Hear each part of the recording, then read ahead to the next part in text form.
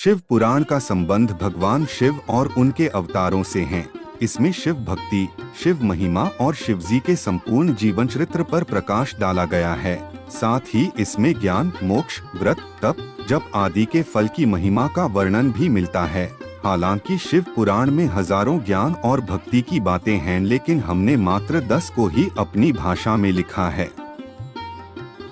1. धन संग्रह। अच्छे मार्ग से धन संग्रहित करें और संग्रहित धन के 3 भाग करके 1 भाग धन वृद्धि में, 1 भाग उपभोग में और 1 भाग धर्म कर्म में व्यय करें।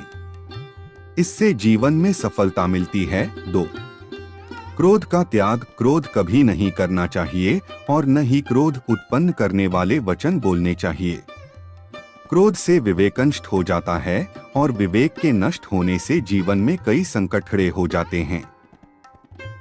3. भोजन का त्याग। शिवरात्रि व्रत करने से व्यक्ति को भोग एवं मोक्ष दोनों ही प्राप्त होते हैं और महान पुण्य की प्राप्ति होती है। पुण्य कर्मों से भाग्य उदय होता है और व्यक्ति सुख पाता है। 4. सूर्यास्त से दिनास्त तक का समय भगवान शिव का समय होता है, जबकि वे अपने तीसरे नेत्र से त्रिलोक्य, तीनों लोक को देख रहे होते हैं और वे अपने नंदी गणों के साथ भ्रमण कर रहे होते हैं। इस समय व्यक्ति यदि कटु वचन कहता है, कलह क्रोध करता है, सहवास करता है, भोजन करता है, यात्रा करता है या कोई पाप कर्म करता है तो उसका घोर अहित होता है। 5. सत्य बोलना। मनुष्य के लिए सबसे बड़ा धर्म है सत्य बोलना या सत्य का साथ देना, और सबसे बड़ा अधर्म है असत्य बोलना या असत्य का साथ देना। 6. निष्काम कर्म। कोई भी कार्य या कर्म करते वक्त व्यक्ति को खुद का साक्षी या गवाह बनना चाहिए कि वह क्या कर रहा है।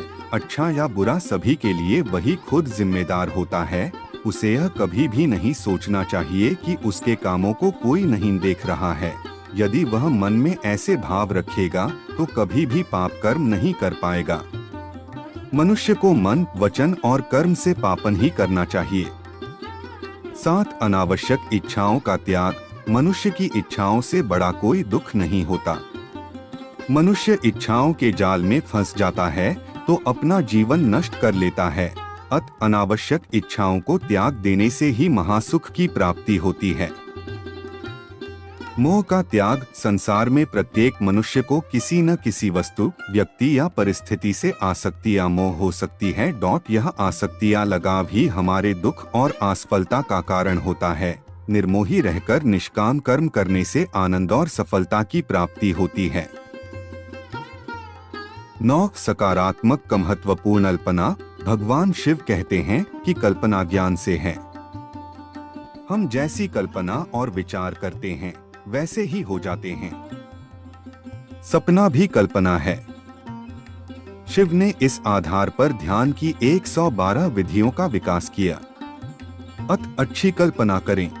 पशु नहीं आदमी बनो। मनुष्य में जब तक राग, द्वेष, ईर्ष्या, वैमनस्य, अपमान तथा हिंसा जैसी अनेक पाशविक वृत्तियां रहती हैं, तब तक वह पशुओं का ही हिस्सा है। पशुता से मुक्ति के लिए भक्ति और ध्यान जरूरी है। भगवान शिव के कहने का मतलब यह है कि आदमी एक अजायब घर है। आदमी कुछ इस तरह का पशु है जिसमें सभी तरह के पशु और पक्षियों की प्रवृत्तियां विद्यमान हैं। आदमी ठीक तरह से आदमी जैसा नहीं है।